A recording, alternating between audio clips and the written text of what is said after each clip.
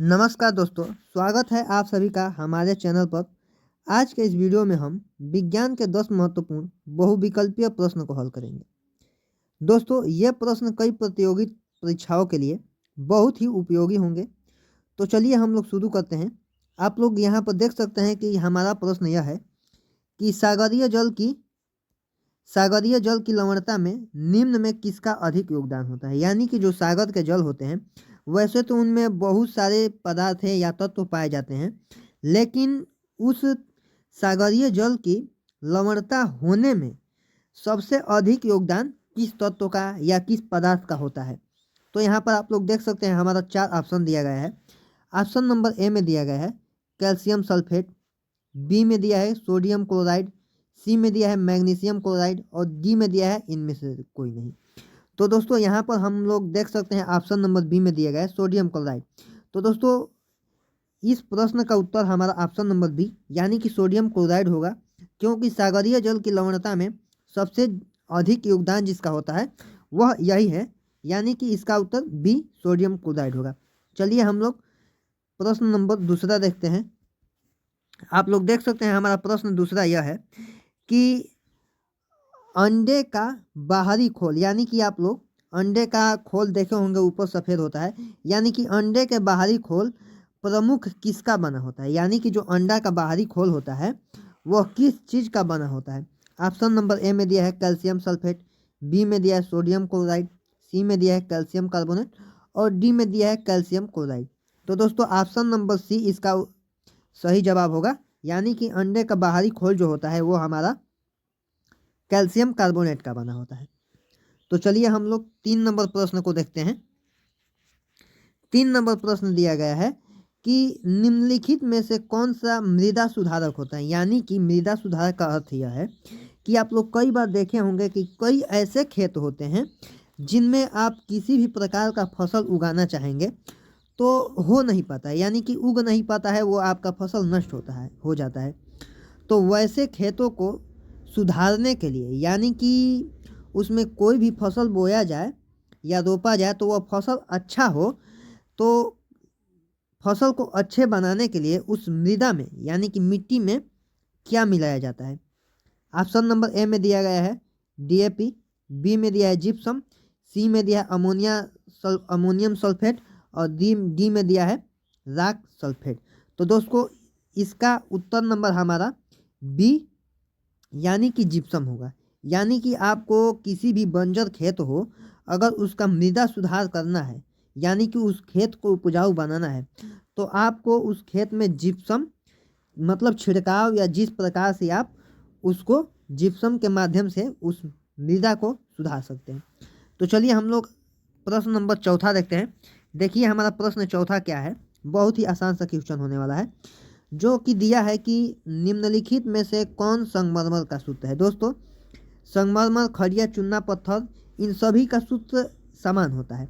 तो option number A में दिया है CaCO3, बी में दिया है MgCO3, सॉरी दोस्तों सी में MgCO3, बी में दिया है CaSO4 और डी में दिया है CaHCO3। तो दोस्तों इसका उत्तर नंबर ए यानी कि CaCO3 होगा। यानी कि संगमरमर का जो सूत्र होता है वह होता है CaCO3। चलिए हम लोग 5वां नंबर प्रश्न को हल करते हैं। 5 नंबर प्रश्न हमारा यह दिया है कि क्लोरीन बूझे चूने के साथ प्रक्रिया करके बनाती है। यानी कि क्लोरीन का बूझे चूने के साथ आप क्रिया कराएंगे तो क्या बनेगा। ऑप्शन नंबर ए में दिया है जिप्सम, सी में प्लास्टर ऑफ पेरिस, बी में दिया है कैल्शियम क्लोराइड और डी में दिया है ब्लीचिंग पाउडर। तो दोस्तों अगर आप लोग आप लोग क्लोरीन का बूझे चूने से क्रिया कराइएगा तो ऑप्शन नंबर डी में जो दिया है ब्लीचिंग पाउडर यही बनता है। यानी कि आप लोग क्लोरीन का बूझे चूने से प्रतिक्रिया या क्रिया कराएंगे तो हमें क्रिया के परिणाम स्वरूप ब्लीचिंग पाउडर मिलेगा। तो इसका ऑप्शन नंबर डी होगा। चलिए हम लोग 6 नंबर क्वेश्चन को हल करते हैं।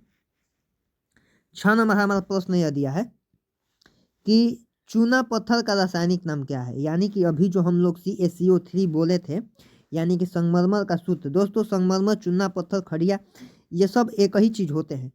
तो चूना पत्थर का रासायनिक नाम क्या है, वो रासायनिक सूत्र देखे थे, इसमें रासायनिक नाम बताना है।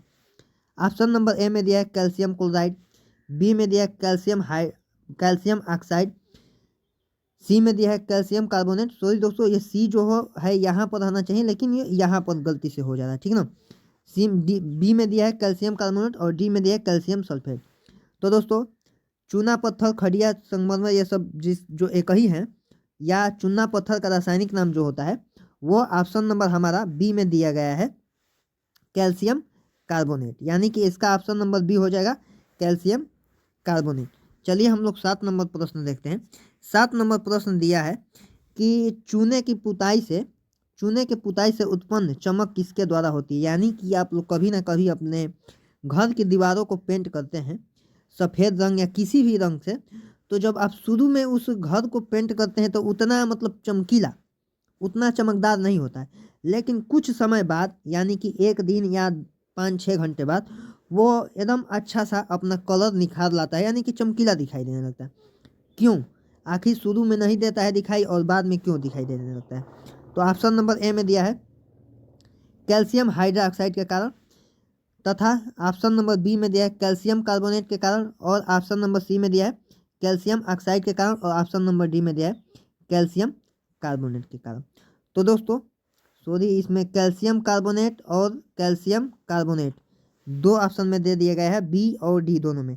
तो दोस्तों जैसा कि हम लोग जानते हैं कि हमारे वातावरण में कार्बन डाइऑक्साइड, ऑक्सीजन, कई प्रकार के गैसें पाई जाती है, और जब हम लोग चूना से पेंट करते हैं तो उस चूना से कार्बन डाइऑक्साइड यानी कि CO2 क्या करता है, क्रिया करता है, और जो चूना होता है कैल्शियम आदि का बना होता है, और जब कार्बन डाइऑक्साइड क्रिया करता है तो कार्बोनेट बनाता है, यानी कि हमारा इसका सही उत्तर होगा कैल्शियम कार्बोनेट, क्योंकि कैल्शियम पहले से रहता है और कार्बन जाके उससे क्रिया कर देता है, यानी कि कार्बन डाइऑक्साइड क्रिया करके क्या बनाता है, कार्बोनेट बनाता है। तो इसका आंसर होगा कैल्शियम कार्बोनेट, जो कि ऑप्शन नंबर बी और ऑप्शन नंबर डी दोनों में गलती से दे दिया गया है। तो इसका सही उत्तर अगर बोलना चाहें तो बी और डी दोनों में दिया गया है। ठीक, चलिए हम लोग अगला प्रश्न हल करते हैं। देखिए दिया है अगला प्रश्न कि डॉक्टर, चित्रकार, शिल्पकार आदि के द्वारा उपयोग किए जाने वाले कैल्शियम सल्फेट का क्या नाम है। यानी कि जब आपका या किसी भी व्यक्ति का गोड़ टूट जाता है तो आप देखते हैं कि उस पर प्लास्टर किया जाता है, यानी कि सफ़ेद सफ़ेद, या जो मूर्तिकार होते हैं या आप लोग घर के डिजाइनों में मतलब घर जो बनाया जाता है तो आपके मतलब रूफ यानी कि जो छत होता है ऊपर ही, तो उस पर कुछ डिजाइन चिपकाया जाता है, तो वो किसका बना होता है।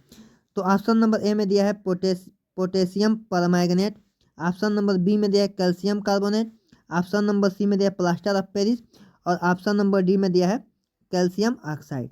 तो दोस्तों ये सब जो होते हैं वो प्लास्टर ऑफ पेरिस इसका बनाया जाता है। ठीक, यानी कि इसका ऑप्शन नंबर हमारा सी हो जाएगा। ठीक, चलिए हम अगला सवाल देखते हैं। अगला दिया है कि कौन सी धातु अपने ही ऑक्साइड से रक्षित होता है। ये सबसे आसान क्वेश्चन है, यानी कि कौन ऐसा धातु है जो अपने ही ऑक्साइड से रक्षित होता है। ए में दिया है लोहा, बी में दिया है चांदी, सी में दिया है सोना, और डी में दिया है एल्युमिनियम। तो दोस्तों ऐसा धातु यह है एल्युमिनियम। एल्युमिनियम एक ऐसा धातु है जो अपने ही ऑक्साइड से रक्षित होता है। तो इसका ऑप्शन नंबर डी हमारा सही हो जाएगा, एल्युमिनियम।